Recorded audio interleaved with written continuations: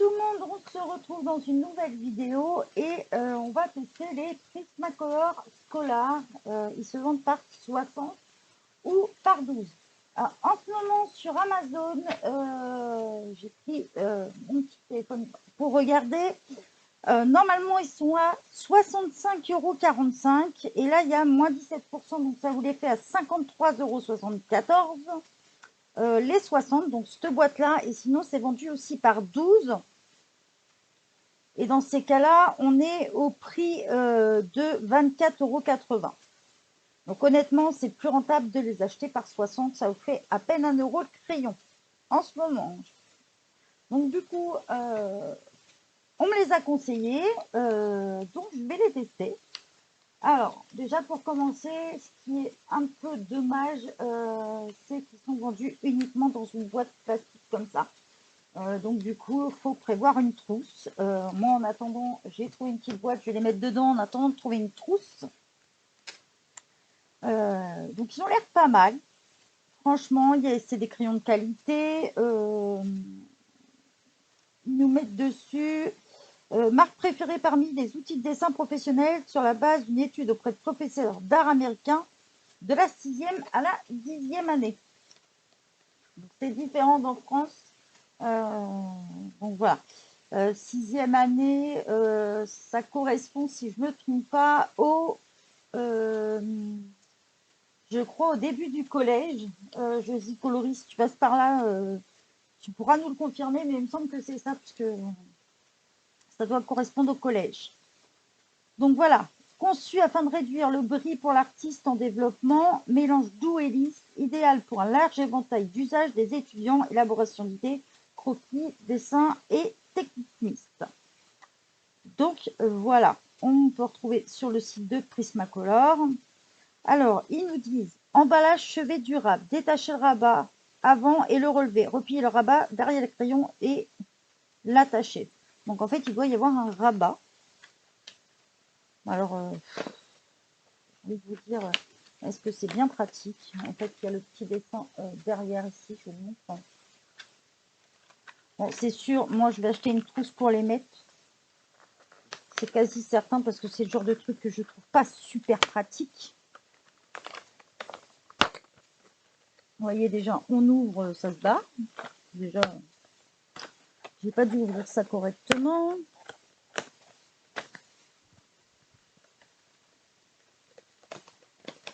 Ah, puis ça coupe en plus. Waouh! Si en fait il s'ouvre là, il y en a un petit scotch là. Je vais prendre le cutter. En faisant attention. Voilà. Donc en gros, le chevalet. Oula, ça me fait un peu peur l'histoire. Ouais. L'histoire du chevalet. J'ai envie de vous dire. Je pense que ça tiendra qu'un temps. Je ne comprends pas trop leur truc. Ça doit sûrement pouvoir se mettre. Il doit y avoir sûrement une technique. Alors, est-ce qu'ils le laissent comme ça? Ils le mettent comme ça. Mais voilà, c'est la cata. Donc, on oublie l'idée, hein, tout de suite. Donc, on va sortir les crayons de la boîte. C'est pas grave. On va déjà sortir. Ouais, ils sont à peu près rangés par couleur, hein, déjà, quand on les voit. Hop. Déjà, on remarque tout de suite, il y a déjà deux blancs dedans. Hop. Je vais sortir tout ça. C'est une boîte que je ne garderai pas. Je ne trouve pas ça pratique. Déjà, je me suis à moitié coupé le doigt en l'ouvrant. Donc ça, on l'enlève. J'ai pris, comme d'habitude, le nuancier de Teresa Ivanov. Alors, déjà, je remarque tout de suite. Oh là, j'ai des crayons qui se barrent. Super. Je remarque tout de suite dans la boîte un petit truc. Donc, ils nous disent 60 couleurs. Mais je remarque. Je vais prendre les mains dedans. Je remarque tout de suite. On va pas se barrer. Voilà. On a deux blancs dedans.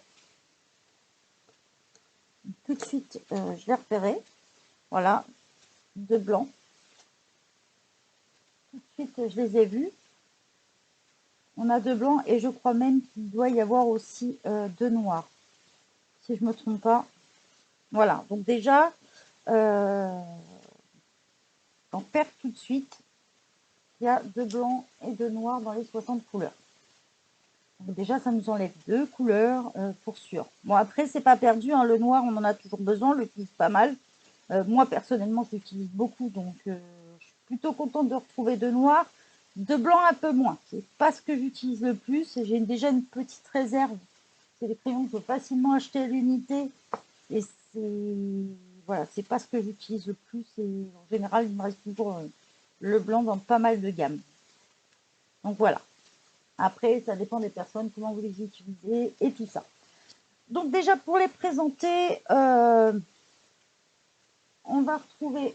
Oh, on va descendre un petit peu comme ça. Voilà. Ici, on va retrouver Scholar. Alors là, je vois... Alors, il faut vraiment, c'est écrit en tout petit. C'est un peu gravé dans le bois.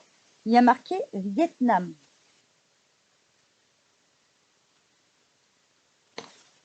Et sur d'autres crayons, j'ai marqué Mexico. Donc, on verra au fur et à mesure des crayons. Voilà, Vietnam pour le blanc, Vietnam pour le noir. Et j'ai d'autres crayons, il y a marqué Mexico. Donc, ils ne sont peut-être pas tous faits au même endroit. Sinon, après, on va retrouver Scholar. Alors, le problème toujours, vous voyez déjà, je viens de l'ouvrir. Je vais vous montrer entre les deux. Le problème toujours de chez Prismacolor, vous voyez, Scholar, si vous regardez celui-là du haut, et ben, il y a déjà une partie d'effacée. C'est vraiment toujours le problème chez Prismacolor. Des crayons qui s'effacent. Ça, c'est vraiment un problème chez eux. Donc, on a marqué Scholar. Ensuite, on a le nom Prismacolor. On va retrouver la couleur, un petit point, le nom de la couleur, donc blanc, et le numéro. Donc là, le blanc va être 338 et le noir, on va se retrouver avec 335. Voilà, donc c'est écrit tout petit. Est-ce qu'on va pouvoir le voir avec le focus? Pas sûr. Avec le blanc peut-être. Ouais. On a du mal à voir, c'est vraiment écrit très très petit. Donc, on va commencer le nuancier et je le finirai de toute façon hors caméra. Alors, je vous rappelle le nuancier de Teresa Ivanov. Vous pouvez le retrouver sur Etsy. Donc, quand on le reçoit, souvent les Prismacolor sont taillés comme ça. Voilà. Après, vous pouvez les tailler, bien sûr, avec le dalle. Hein, ça passe, on fait le test, mais ça passe sans problème dedans. Voilà.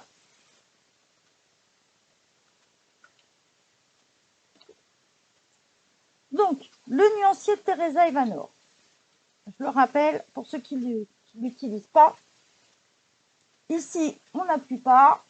Ici, on appuie un peu plus. Ici, on va retrouver la numérotation de Teresa, puisqu'elle fait sa propre numérotation.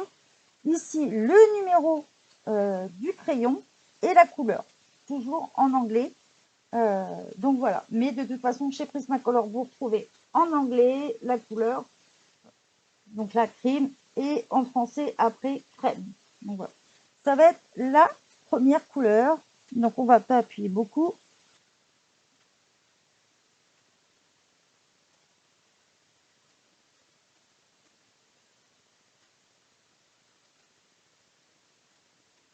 Et je vais appuyer un peu plus là. Franchement, ils sont...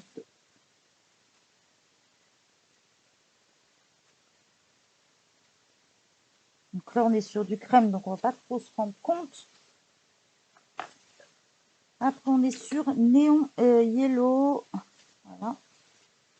Mes couleurs 435. Il est bien... Il est bien fluo. Hein. Waouh! Franchement, ils glissent tout seuls. Ils sont pas aussi crémeux que les Prismacolor premiers, mais ils sont aussi agréables. Franchement, c'est des crayons, je pense que qui valent le coup d'investir.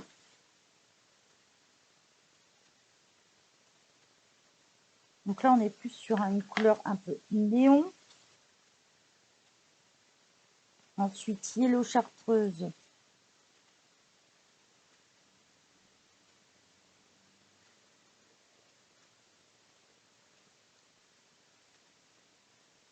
Elles sont franchement agréables d'utilisation. Ils glissent tout seuls. Donc là, je suis sur le papier Clair Alpha de Clairefontaine.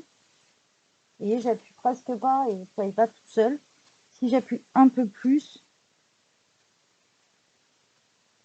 donc là, je suis sur du 160 grammes. Je vais essayer de vous montrer d'un peu plus près et je vais finir le nuancier hors caméra pour vous montrer. Vous voyez, mais franchement, ils glissent tout seuls, ils sont super agréables, mais ils n'ont pas ce... si vous avez les Prismacolor premier, ce que vous allez trouver comme différence, vous allez trouver la même utilisation si vous voulez, mais pas ce côté un peu crémeux qu'on a chez Prismacolor premier. Donc je finis le nuancier hors caméra et on se retrouve après. Donc j'ai fini le nuancier hors caméra. Franchement, c'est des crayons que je vous recommande vraiment. 60 crayons, comme je vous ai dit, ils sont en promo, donc ils sont à 57 € en ce moment, 57 € et des bricoles. Franchement, j'ai kiffé. Un gros coup de cœur sur ces crayons. Je remercie Indra pour son conseil, puisque c'est elle qui nous a conseillé. Donc, ici, on peut voir, donc je n'appuyais pas trop et ça y va tout seul. Là, on appuie un peu plus, donc on voit que la pigmentation est un petit peu plus foncée ici. Je le mets juste en dessous. Voilà. Bah, il glisse tout seul, j'ai envie de vous dire. Les couleurs, on a une belle gamme de jaunes. On descend sur les orangés. On a des couleurs néon, le orange, le rose. Et on a un vert aussi, qui est assez sympa. Franchement, la gamme, voilà. Donc, pas mal de jaune. On descend tout de suite sur les oranges. On a quelques rouges qui sont sympas aussi. Le rose, pareil, hein, on a des compos, on a du néon. Je trouve que les néons sont un peu plus secs que les autres. C'est la seule différence que j'ai trouvée. Je le trouve un peu plus sec, mais que les couleurs néons. On a des beaux violets dedans, magnifiques. Je sais pas si avec la lumière vous allez vous rendre compte, ce sera mieux. Voilà, donc on a un beau dégradé. On commence là avec un petit bleu ciel qui est très pâle. On part sur des bleus qui sont magnifiques. Franchement, un beau dégradé de bleu. Super même. Si vous l'approchez un peu plus, sans mettre le câble dessus. Voilà, on descend dans les verts, donc nickel pour faire des feuilles, et tout ça. Franchement, au top. Des marrons, on n'a que 4. Par contre, les marrons, c'est un peu juste, je trouve. On descend dans les gris. Le gris est tellement pâle ici que voilà, on ne le voit pas trop. Un noir et le blanc, par contre, je ne le trouve pas couvrant du tout. Parce que ici, chez Teresa Ivanor, il fait un point noir, en fait, et on fait avec le blanc. Et même en appuyant, je le trouve pas très couvrant. Donc, ça sera bien peut-être pour éclaircir des couleurs, mais pas pour chercher à faire un beau blanc bien couvrant.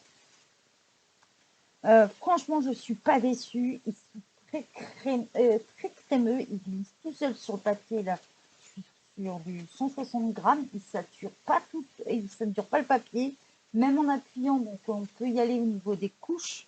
Je trouve qu'ils font même moins de défauts que les Prismacolor premiers d'ailleurs. Mais je vous dis, ils sont pas aussi crémeux quoi. Si vous avez les Luminance ou les Brutinor 180, vous allez retrouver que ça y ressemble beaucoup. Voilà, ils sont doux, ils sont tout seuls sur le papier. Franchement, pour le prix, je les recommande. Si vous n'avez pas les moyens de vous acheter les Prismacolor premiers, optez pour les Prismacolor Scholar. Moi, vu d'œil, déjà, je peux vous dire qu'il y a des couleurs qui se ressemblent beaucoup. On retrouve quelques couleurs. Déjà dans les violets, je peux vous dire qu'il y a des couleurs qui se ressemblent. Dans les bleus aussi, des couleurs typiques de chez Prismacolor. Les verts aussi, ce vert-là, là, ils appellent ça permanent green. Mais même le light green, on retrouve ça un peu aussi chez Prismacolor premier. Niveau prix, rien à redire. À part le blanc, que je suis un peu déçue. Le noir, il a été nickel. Bon, faut appuyer un peu hein, pour le noir pour qu'il couvre. Mais voilà, on a tout un dégât gris. Le seul truc qui manque, c'est peut-être les marrons. Voilà, le dégradé est beau. On n'a pas de couleurs qui se ressemblent. Voilà. Moi, franchement, je suis super conquise. Et je pense que c'est une gamme qui est super et que je vais utiliser prochainement énormément, je pense. Et bon, par contre, je suis pas sûre qu'on peut les acheter à l'unité. Je vous avoue que j'ai pas vérifié avant. S'il y en a une de vous qui sait, voilà, je n'ai pas trop regardé. Si c'est possible, ben, tant mieux. Moi, j'ai trouvé qu'en 60 unités, j'ai pas trouvé plus grand comme gamme dans les Prismacolor scolaires, du moins en France. Après, il est possible qu'à l'étranger, ça existe, mais je suis pas sûre. Donc voilà. Si je devais leur mettre une note, je leur mettrais facilement 9,5 sur 10, tellement je suis convaincue de ces crayons et que je vous les recommande. Je vous souhaite une bonne journée à tous et bye bye tout le monde.